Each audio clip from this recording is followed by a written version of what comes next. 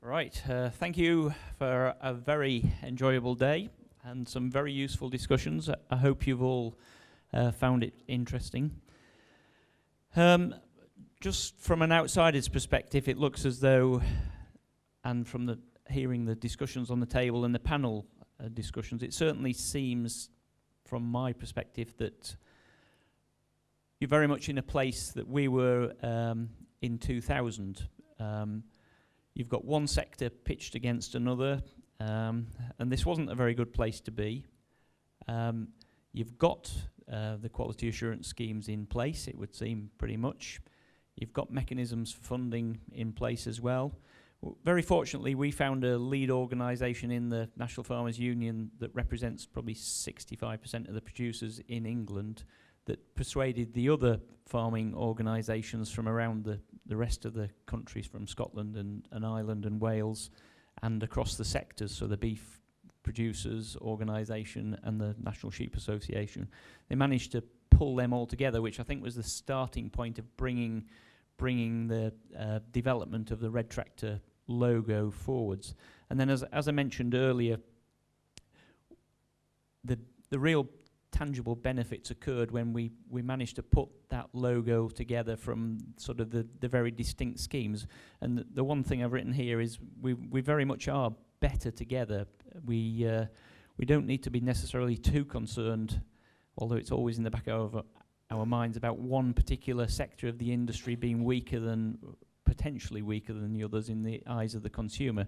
Because, you know, as a grain producer, it doesn't do me any favours if there's no poultry producers or egg producers either. So we've got to have that message that we can all work together. So you're very much there as far as I can see. It's got to be sold to the retailers. It has to very much go through them, and how you pull them together in this place that we're at now, with the sort of only 2 or 3 major retailers in the country, which we're at pretty much the same place with 4. But one thing that I would suggest is a potential little hook to get on there is the discounters, the Aldi guys that are coming in now. They have been massive advocates of taking Red Tractor forwards. They actually leave everything to the Red Tractor audit. They don't have any independent people.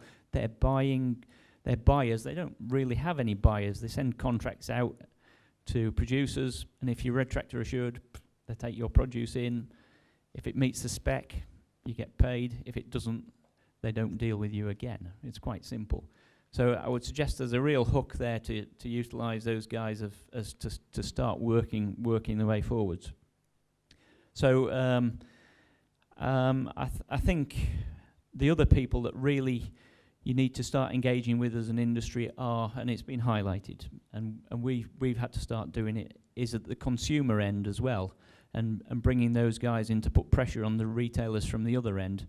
And I made some comment that how we actually influenced some of the supermarkets, and it was very low key, and we did it very subtly. But if you go into a supermarket and ask to speak to the manager in person, he gets a real shock, because he never has his customers come and talk to him.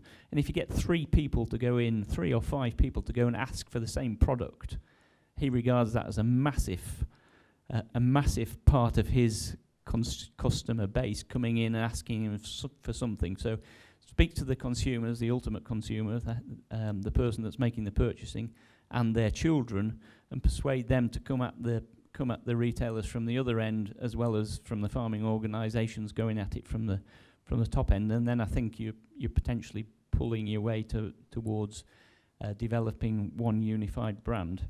So all I can say on that is, if you want it to happen, I'm sure it will, and good luck with that. Thank you very much, Andrew. And now, as our nearly final exercise, I'd like to invite Georgie Somerset, who is not one to let you slip away without some level of commitment. So over to Georgie. Thanks, Ian. Always dangerous to ask me to do some summing up. While I'm just doing a bit of a talk, can you just, on your tables, pass around so everybody has a green sheet of paper? I just want to make sure everyone has a piece of paper before the last bit. So I think Cheryl started a conversation today, and the challenge for each of us, and I don't know about any of you, but I feel there's been some fantastic information. There's a lot of cogs whirring in the head. And the intention of today was to start a conversation. It wasn't to finish a conversation. And I think that this has been a great example of how one person can take some action because they had a degree of frustration around what they were experiencing in their business. And yes, has had the support of the Rurdik Rural Women's Award, and I think it's a great example if you get a chance to actually talk about that as well. I see some great initiatives that come out of the Rurdik Rural Women's Award that have a ripple effect. So, I think it's also good if you can have that conversation more broadly about how it's not just about women and it's not just about supporting better women, but it's actually about changing the face of agriculture, because by enabling people like Cheryl to step up, it's only 12 months since Cheryl put in the application. It's been an extraordinary journey for her, but I think today she's started a journey for a whole lot of other people. I love the quote that's included in the workbook, that never doubt what a small group of committed citizens can change the world. Indeed, it is the only thing that can. When we were getting Geelong Country Beef going, it actually came out of a land care forum. Some of you will have lived through the 90s land care when we were very earnest and had forums. And apart from things like wanting a graveyard and a swimming pool in Geelong, there were some people who wanted to get more money for our beef. And so the first meeting at the hall had about 100 people. We had people like Scotty Fraser come in from the Channel Country because Obi was just getting going at the same time. They're about 12 months ahead of us. And 100, 110 people. Oh, this is exciting. Next meeting, there's 55 people. Going, right, that's interesting. So we get down to actually committing to some exercises of team building, and we found a consultant that we wanted to work with and worked out a bit of a work plan. We're back to 40 people. That's interesting. And there's a young lady in this room whose father said to me, and it's Jim Tanner now with Jim's Jerky, he used to live down the road. He said, don't worry about the people who haven't turned up, just work with the ones who have.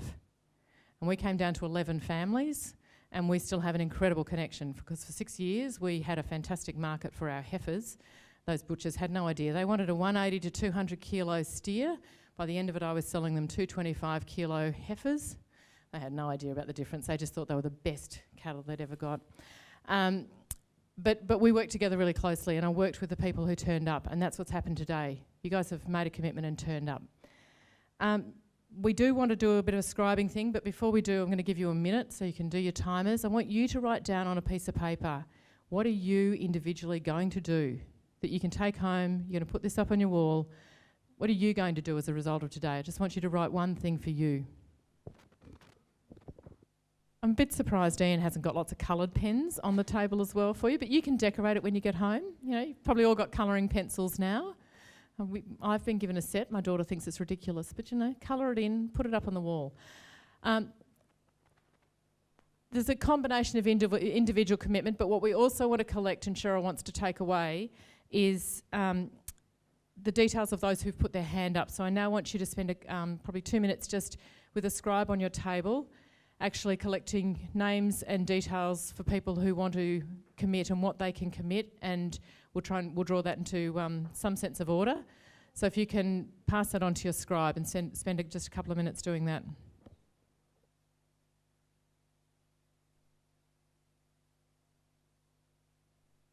What you can bring to the broader conversation to keep this label conversation going.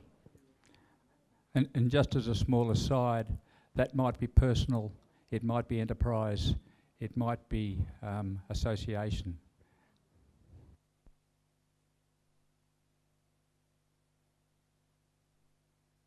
I'll keep talking over the top of you, but one of the things we talk about in philanthropy is time, treasure and talent. And all three are critical. Not all of us can give treasure, which is the money, but sometimes you have a skill you can offer or be catalytic in finding the skill. And sometimes you can give time and do the actual work that needs to be done. So you might be the person who's actually got the time to follow some things through or actually do things. You might be the person who's got the talent that can connect this conversation to other people, or you might just want to be able to put money into it. And all three things, and money can be in all sorts of ways, in kind, in physical, whatever, but the time, treasure and talent, all three things are really critical in this sort of purpose. Okay, I'm conscious that there's a couple of other things between you and drinks, and a few faces looked up then. No names mentioned. Although some delegates did meet in the Warra pub on the way last night, which I thought was very, the networking started long before we got here. If you're not on social media, can I just explain that today some of us have been on our phones all day because we've been sharing this with people interstate and overseas. And by using a hashtag, people can actually follow the conversation from different people around the room. And people in the room have been sharing each other's conversations. And there's been some questioning of things that have said, and people here have responded and clarified what they said, and there's been so it's in a really interesting space that beyond today, the physical people here today, there's been another whole conversation happening on Twitter. I haven't been on Facebook, but certainly on Twitter there's been a whole conversation there. Social media gets a bit of a harsh rap at times, but it has different tools at different times, and for continuing this sort of conversation, I think it'll be really useful. And I refer to Twitter as my water cooler, that I can hop in. If I was sat in an office somewhere, I'd go to the water cooler, I'd go to the coffee shop, I'd catch up with some random people I didn't know were going to be there, I'd have some conversations and get some different perspectives, and that's exactly what happens on Twitter, and then I can go back and get on with my work. And that's how it can be really useful when you work in isolation, whether that be geographic or intellectual isolation. Okay, I'm going to finish up, but I'm just going to really put that challenge out to you, that it is up to the people who show up. It is up to the people who do put up. It's not easy to be involved sometimes, and it's not easy to find your place at the table if you're challenging some of the norms. But the only way we're going to change the conversation and continue to take agriculture forward is if we have a diversity of conversations around the table along the whole supply chain.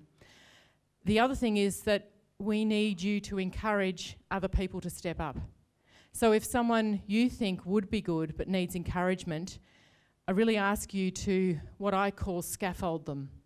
When we build a building, we scaffold it from the gutter up. Once you go above gutter level, legally you're meant to, but I know often we don't. But it doesn't matter how high that building goes, it still needs scaffolding when you're working on it.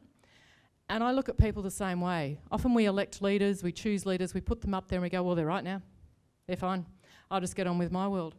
There's people that can be really lonely doing that work. You actually need to support them and scaffold them. You need to support people at all levels of organisations and at all levels in our community. And if we're going to keep this conversation going, people like Cheryl are going to need support and scaffolding as well. People like Heather, who are prepared to step out and try and do research that's transparent and industry enabling.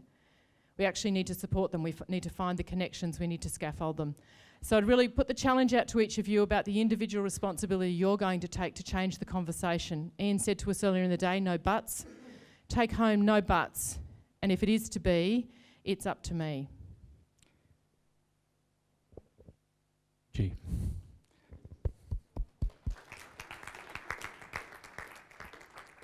Okay, our last and final exercise.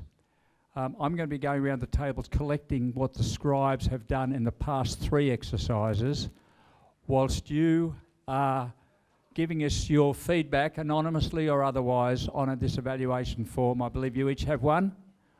In relation to today, what worked, what didn't, what suggestions would you like to make that will make our next conversation even more effective than that one? So I'll collect from the scribes. I would now like to call upon our host for today, Cheryl Stevano, to make some closing remarks. Cheryl. Thank you, Ian. I'm not going to cover off on anything because I think it's all well and truly being covered, and I think the conversation will continue from here. But what I am going to do is ask Fiona Lake to come up here. Now, for those of you who haven't met Fiona yet, Fiona does some wonderful photography and has some wonderful books around, with a brand new one just out.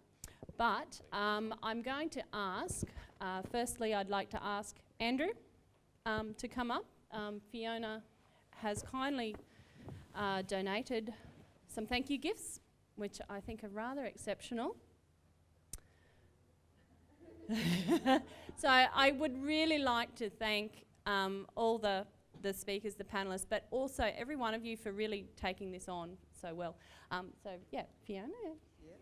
You have to take the insert home. Very expensive. No, I'm only joking. Of course, ditch the insert, but I thought you might like, every time we get sick of the rain over there in the greenery, you can have a look here. These are photos I took this year. That's on the Barclay Tableland on Australia's largest pastoral lease. And that's a copy of my new book. Hopefully there's some room in your luggage for that. But that's also on the Barclay Tableland pedal station. Thank you very much. Thank you for coming. Also, if I could ask Georgie, Heather and Rachel to pop up for a second, please. Hey. Oh, whoops. Oh. Third one's in the car still. This one. Yeah. So this is Rachel. Yeah.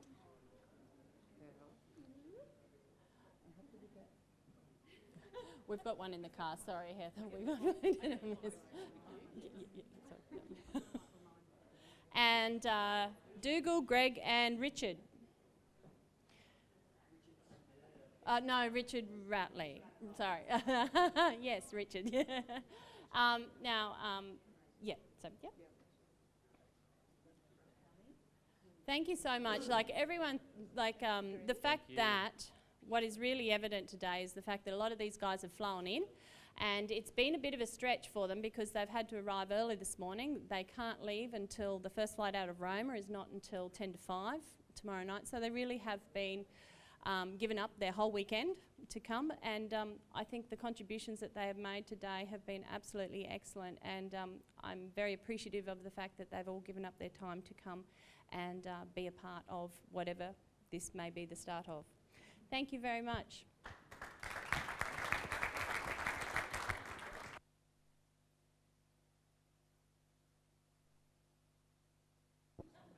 I don't normally do this. Whoa. But yes, someone going to, you thank Cheryl? Okay, right. Someone's prompted me to do it. We've given a lot of things here today, but you forget sometimes there's a catalyst that makes things happen. So Cheryl, we're very proud to have you in Roma. Thank you very much. But it wouldn't have happened without a husband that understands. So thanks should go to both. Now, I didn't bring a bunch of flowers, but I might buy you a drink later. But Cheryl, look, I think we're proud to have you here. I think several have supported you, but you did the hard work. You made it happen. Thank you very much. And I think we should all give her a great round of applause and buy her enough drinks to get her home, just home safely tonight.